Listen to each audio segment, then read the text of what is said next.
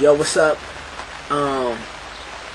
Before I start my testimony, man, I just wanna say that I pray to God that this reaches somebody, man. That this really strikes home with you, and you really get something out of this, man. I'm gonna start out at the beginning. You know, I grew up in the Bay Area in Central California. My mom was in and out of my life and in and out of mental institutions. She had paranoid schizophrenia and she had multiple personalities too. My pops was an alcoholic, and I was surrounded by gangs, drugs, violence. You know, a lot of my life, some of the neighborhoods I grew up in, you know, was so bad that people who got shot at night either died in the streets, man, or had to get a ride to the hospital because the ambulance were afraid to go into those places for fear of getting shot at. And I mean, you know, the cops wouldn't even hardly ever patrol. You know, I was a typical ghetto slum gutter youth, you know what I'm saying, growing up in the middle of all this violence, this garbage. You know, man, my grandma, she always used to try to take me to church in hopes that it would sink in, that it would help me out. But it really didn't. You know, every time that I went, I was just feeling the pew. You know, I was just warming it, you know what I mean? I didn't really get it. No one really explained to me the whole ins and outs of Jesus and God himself. You know, so, you know, when I hit junior high school, my mom left for good, and I started doing drugs and drinking, you know, smoking bud. I started hanging out with gangsters, and it just got worse as I got older, you know. And as I hit around 14, 15, 16, somewhere around there, you know, I started in on meth, KJ, coke, pretty much whatever came my way. And I was hustling, you know, I was dealing, so, you know, it was readily accessible to me.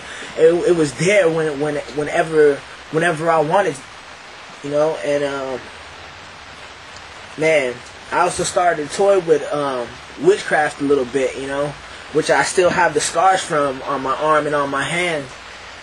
You know, I started hanging around with gangsters more and more, you know. And you are who you chill with, man. Whoever watching this right now, you are who you chill with.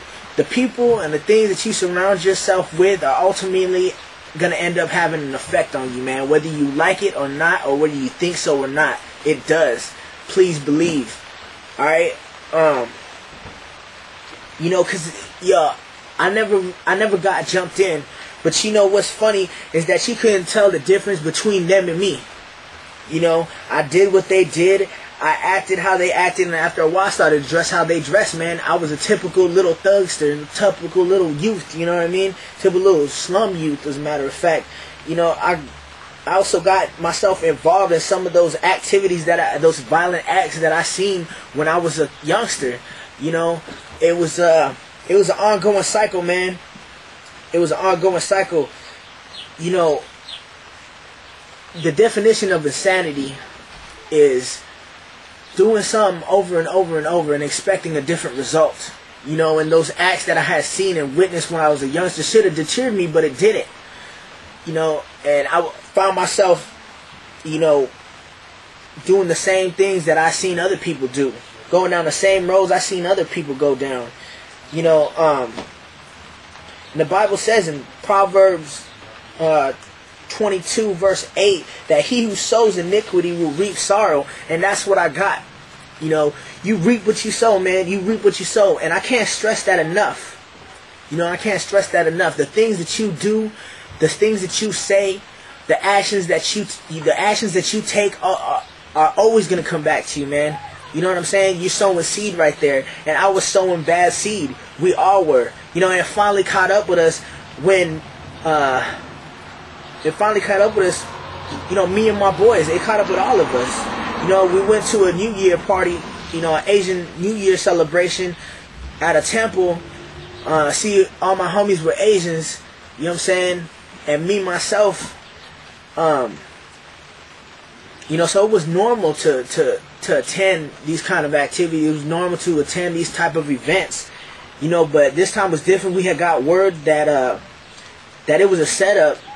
But being stupid, man, we went anyway. Being hard-headed, you know what I mean? We went anyway.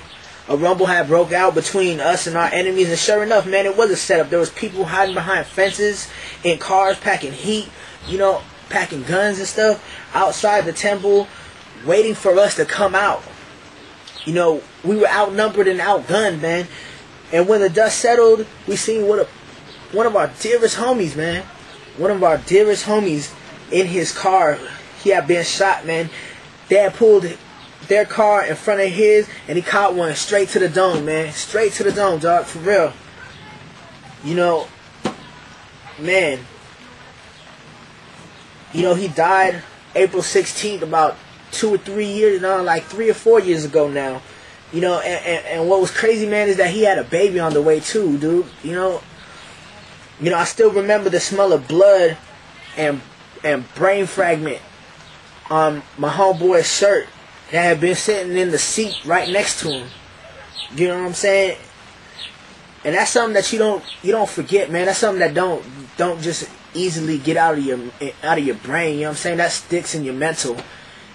And I'm telling you, man, it's a weird type of smell, dude. You know, smelling that type of thing. You know what I'm saying? But man, I also remembered being a pallbearer at his funeral, man, and putting his casket into the crematorium. But you know what? It still didn't stop us, man. It still didn't stop us. You would think it would, but it didn't. You know, we found out who was responsible, and there it is, man. Another circle of bad seed, man. You know, and it was just another crazy cycle, dude. Another crazy cycle. You know, insanity. Like I said, insanity. You know, expecting a different result. You know, I still didn't come to God, though, you know, till I felt death literally around me. You know, literally hovering over my every step. And I remember being a youngster, man, and thinking, when people said that kind of thing, that, man, that's garbage, you know what I'm saying? They don't know what they talking about, man. You know, when you die, it's just your time. You die, you don't feel none of that, you know what I'm saying? And you know what you do? You feel it. Death is around you, and when death is calling your name, man, you feel it and you know. But, you know, it was just a matter of time, man, before it was me. Basically the thing, man. It was just a matter of time before it was me. And I had people gunning for me, you know. I broke down one night, drunk and high, mixing all kinds of drugs together, man. And on the steps of my house, I kneeled and prayed. As a matter of fact, now, man, I pleaded. You know, I begged for God to save me. You know, it's not a good feeling, man. It's not a good feeling knowing that you're going to die, but knowing that you're going to die and knowing that if there is a hell, that you're going to go there. You know what I'm saying? Because at that point, I really didn't know if there was a heaven, if there was a hell, or if God even really existed. You know? And I knew that if I died and there was, I didn't want to go to hell.